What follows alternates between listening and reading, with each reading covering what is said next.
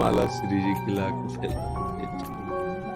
और 3 माला और ला दीजिए। भी हमारे भारत के विशेष अंग हैं ये लोग।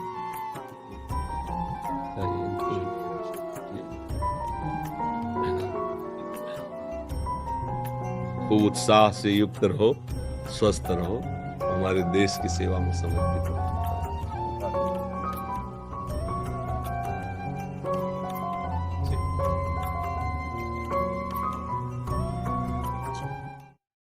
प्रणाम करते हैं अपने देश के उन सैनिकों को जिनके द्वारा हम सुरक्षित होकर भजन कर रहे हैं। अगर हमारे राज सैनिक अपने प्राणों की आहुति देकर रात दिन बॉर्डर में न खड़े हो ना, तो यहाँ हम भजन नहीं कर सकते। तो हम सोते हैं चैन से, वो रात भर जगते हैं। उन्हीं की सुरक्षा ये भगवत सेवा है। हम जो भजन करते हैं बिना परिचय के तुम्हें उसका हिस्सा मिलता है। हमारा राष्ट्र आप लोगों से सुरक्षित है। आपको जो पद मिला है उसको सांगोपांग देशभक्ति निष्ठायुक्त व्यतीत कीजिए और नाम जप कीजिए, और जो हमने चर्चा की इसका चिंतन कीजिए।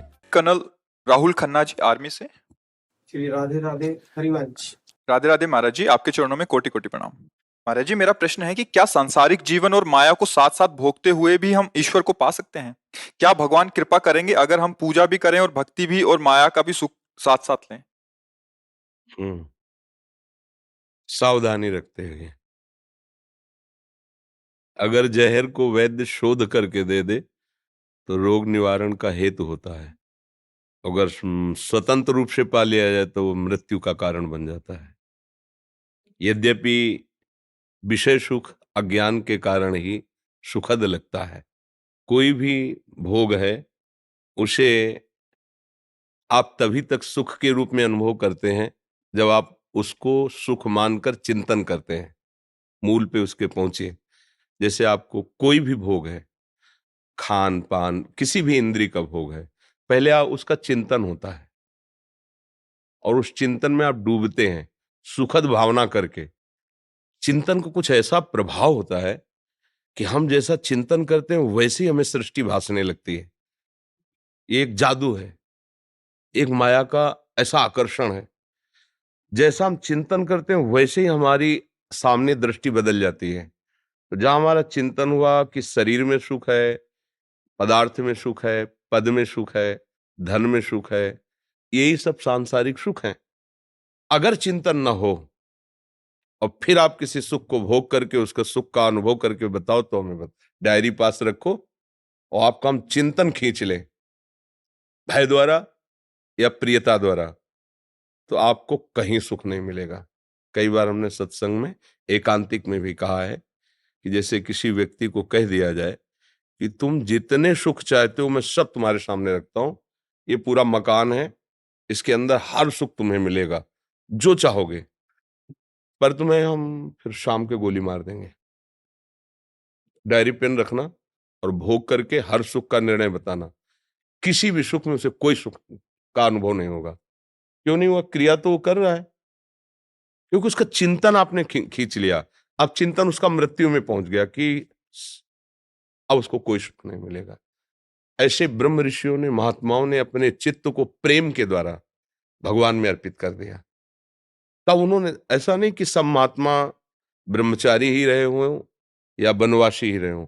वन में हम सब महात्माओं की वंश परंपरा से हैं। अगर मूल में देखो, गोत्रों की तरफ जब जाओ तो याज्ञवल्क गोत्र, भरद्वाज गोत्र, गर्ग गोत्र ऐसे पाया जाता है। मतलब हम ऋषियों की संतान हैं।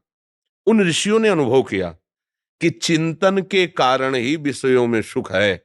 नहीं तो भगवान ने लिखा दुखालयम अशाश्वतम, मृत्यु लोक में हर प्रकार से भोगने पर परिणामता दुख मिलता है, और अशाश्वतम परिवर्तनशील और नाशवान है।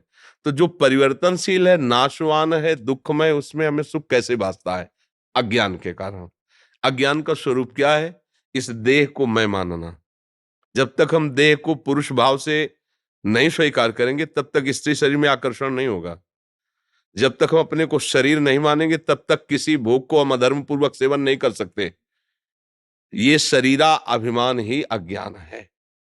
अगर अब हम चिंतन को, जो आपने कहा विषय सेवन करते हुए हम कैसे भगवान को प्राप्त कर सकते हैं कि भक्ति भी चलती रहे और विषय सेवन भी चलता रहे, उसके लिए चिंतन, भक्ति का स्वरूप बाहरी नहीं होना चाहिए। इसके लिए इसके लिए चिंतन होना चाहिए। पहला, मैं जैसा भी हूं प्रभु का हूं। एक एक शब्द याद रखना तो बिल्कुल फाइनल पे पहुंच जाओगे। मैं जैसा भी हूं, मैं ऐसा हूं ऐसा नहीं कहता, मैं भगवान का भक्त हूं, मैं जितेंद्रिय हूं, मैं पवित्र हूं, मैं तपस्वी हूं, मैं भजनानंदी हूं, ऐसा कुछ नहीं। मैं जैसा भी हूं प्रभु का हूं। दूसरा, मेरे पास जो कुछ भी है मेरे प्रभु का दिया हुआ है। तीसरी बात, जो भी मैं भोग रहा हूं प्रभु की प्रसन्नता के लिए भोग रहा हूं। तो आप कह सकते हैं जैसे संतानोत्पत्ति क्रिया है, इसमें प्रभु की क्या प्रसन्नता है? तो शास्त्र प्रमाण है, जिन्होंने संतान प्राप्ति नहीं की उनको आदेश दिया गया है, जाओ तुम संतान उत्पन्न करो क्योंकि ये हमारी पूजा है। जैसे करदम जी प्रकट हुए, भगवान ब्रह्मा जी ने देखा इनकी तपस्या और वैराग्य में रुचि है, तो उनका नहीं, पहले संतान उत्पन्न करो क्योंकि मेरी पूजा होगी, सृष्टि पूजा। उन्होंने तपस्या की, भगवान श्री हरि को प्रसन्न किया और मांगा कि मुझे पत्नी प्रदान कीजिए। तो महाराज मनु की पुत्री देवहूति पत्नी रूप में मिली और भगवान स्वयं उनके पुत्र रूप में कपिल के रूप में प्रकट हुए।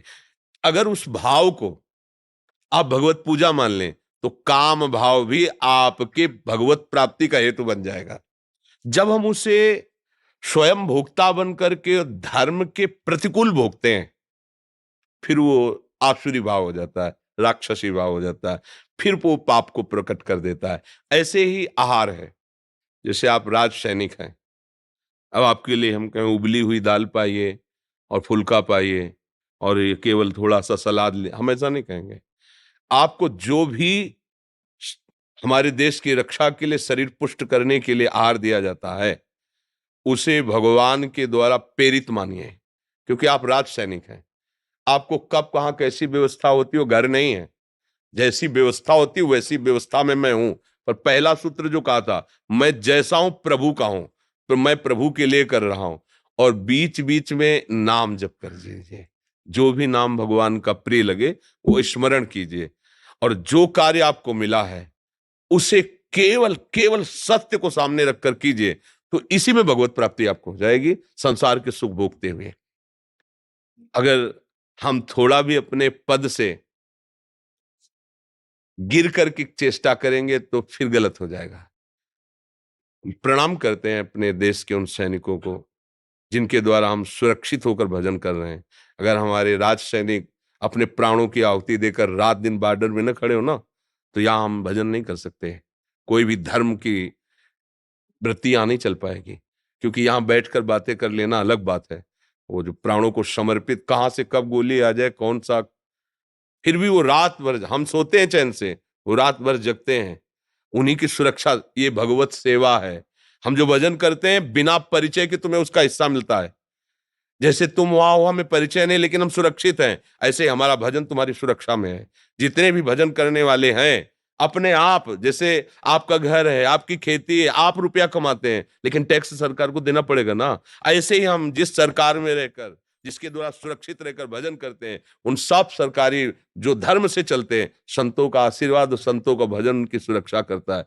तो आप अपने धर्म से चलिए, कभी भी किसी भी प्रलोभन में आकर के अपने पद का अगर कहीं भी किंचन मात्र दुरुपयोग ना कीजिए, तो यही पद परम पद का हेतु बन जाएगा, भगवान की प्राप्ति का हेतु बन जाएगा।